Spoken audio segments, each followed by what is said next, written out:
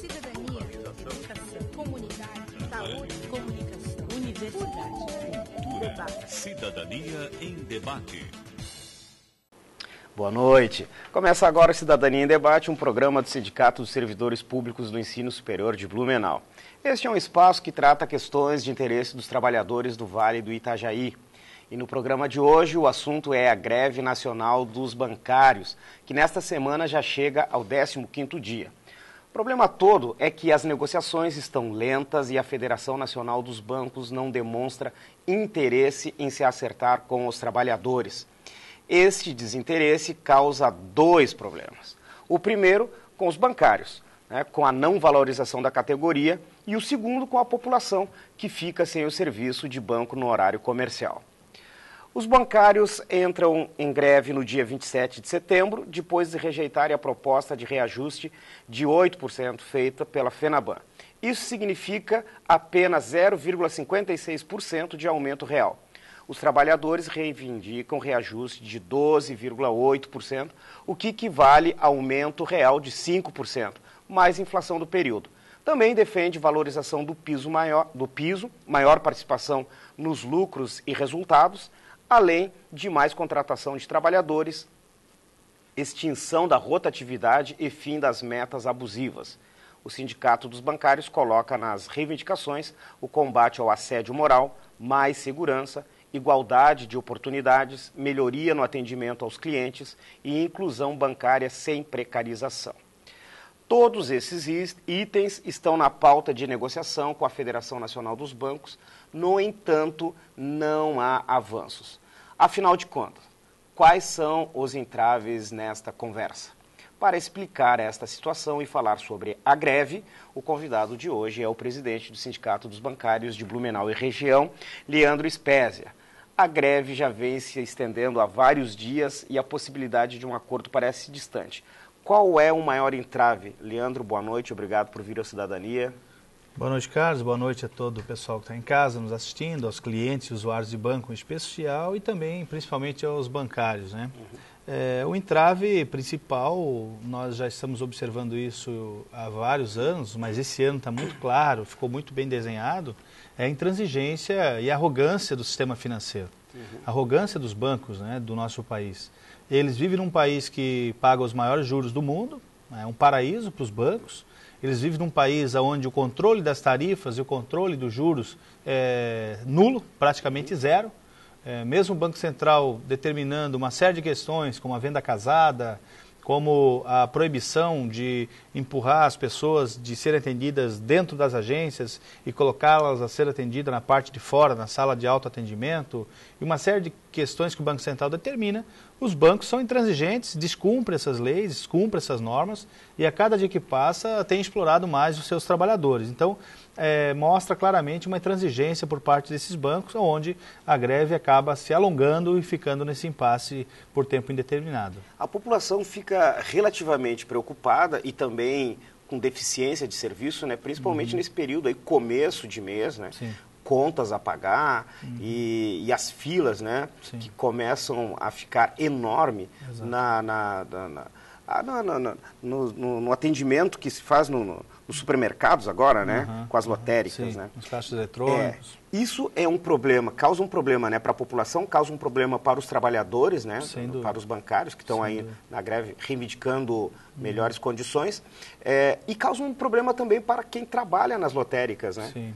Como que o sindicato procura conscientizar a população da necessidade dos bancários defender os seus interesses? Como fica esse jogo todo? É um debate importante porque nós observamos que ao longo dos anos, durante inclusive o ano inteiro, o sindicato tem feito muita crítica ao sistema financeiro pela cobrança de tarifas abusivas, juros altos e mau atendimento à população. O mau atendimento é principalmente motivado pela falta de bancários para atender e pela informatização do sistema financeiro. A maneira que ele foi informatizado é de forma irresponsável. O sistema financeiro do país ele cresceu de forma espetacular do ponto de vista do lucro, ele cresceu muito, uma lucratividade muito alta, ele informatizou muito rapidamente seu sistema e automaticamente a população do Brasil não consegue acompanhar esse tipo de informatização. E casado com isso, as demissões. Então, a rotatividade no sistema financeiro é enorme. o número de bancários que hoje tem mais de 5 anos de casa ou 5 anos de trabalho dentro de um banco é reduzido, não chega na casa dos 30%. A maioria dos bancários, eles ficam no máximo 5 anos dentro de uma agência bancária, fazendo esse trabalho.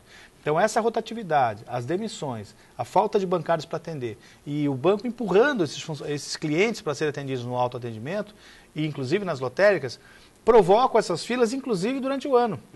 Porque essas filas não acontecem só agora na greve. É claro que ela aumenta, né? A gente percebe isso, tem um acúmulo, é natural realmente. Agora, se for analisar, a população sofre o ano inteiro com os bancos.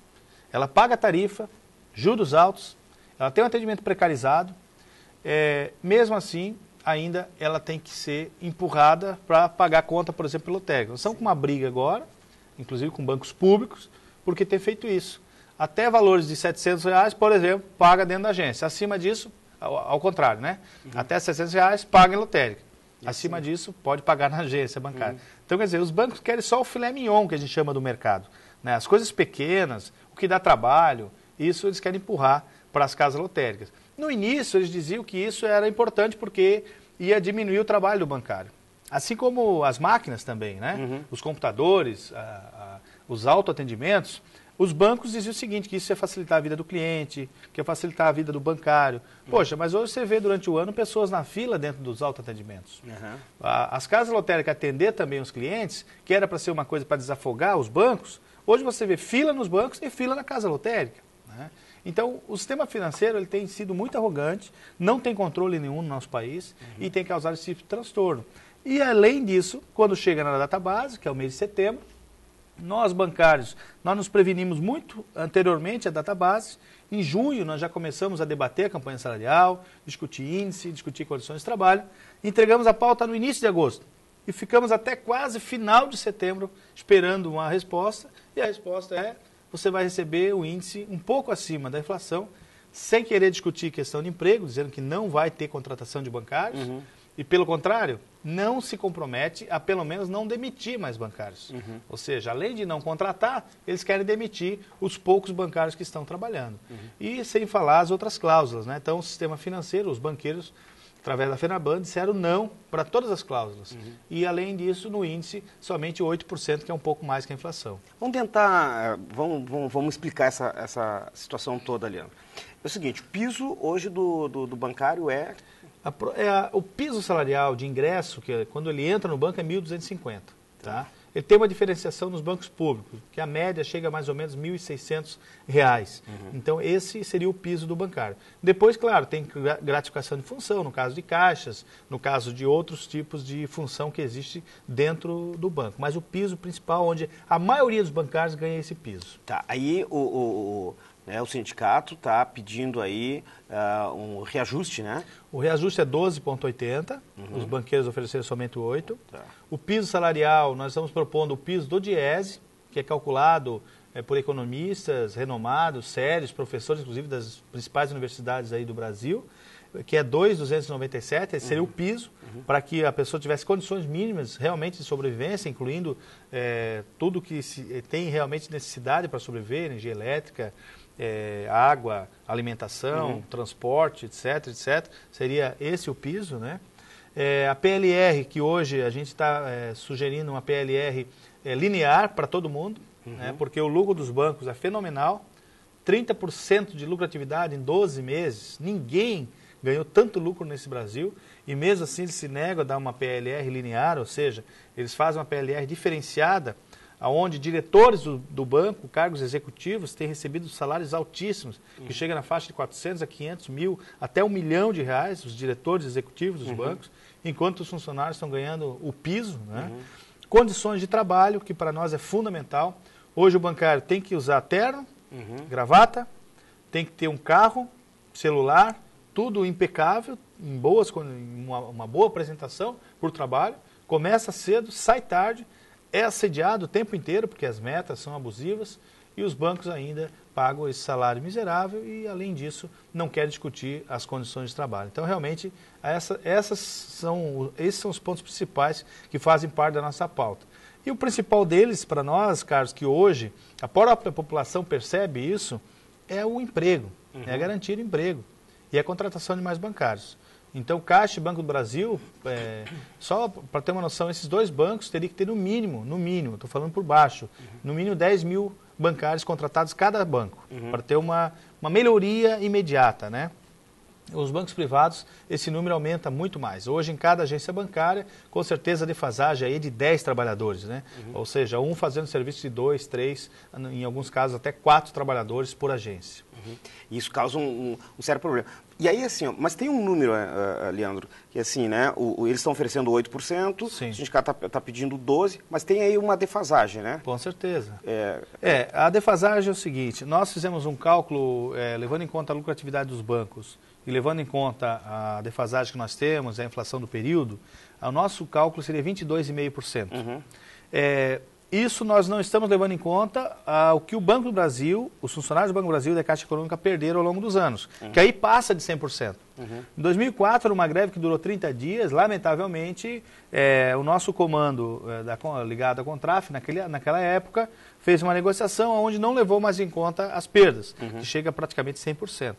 Então, esse ano, se nós temos um cálculo de 22,5%, nós temos uma perda de 100%, e a pauta de reivindicação é 12,80%, no mínimo que se espera é que os banqueiros viessem com uma proposta decente, muito melhor que o 8%, que é uma migalha que está sendo oferecido hoje.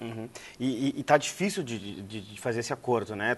Você acha que se estende um pouco mais essa greve? Eu acredito que sim, a tendência é essa, pelo que a gente está vendo aí, a dificuldade por parte dos bancos de vir negociar, de sentar para negociar. Eles estão apostando na desmobilização, ou seja, a cada dia que passa nós procuramos aumentar a greve, fortalecer, eles apostam no contrário, entrando com ações judiciais, fazendo ameaças dentro das agências, passando correios eletrônicos, passando teleconferência, dizendo que vão descontar os dias parados, um pouco o que aconteceu no correio, né? E também dizendo que as pessoas que têm cargo comissionado, que têm função, que vão perder a função, que não podem fazer greve e assim por diante. Então, realmente, deve demorar e a gente está na expectativa, né, de que realmente não demore, que a gente possa, que os banqueiros possam vir logo, rapidamente, que tenham responsabilidade para negociar e a gente poder analisar a proposta que vier. Nós estamos tratando hoje da questão da greve dos bancários, né, aqui em Blumenau, Brasil afora, e o nosso convidado é o Leandro Spezia. A gente já volta para continuar essa nossa conversa.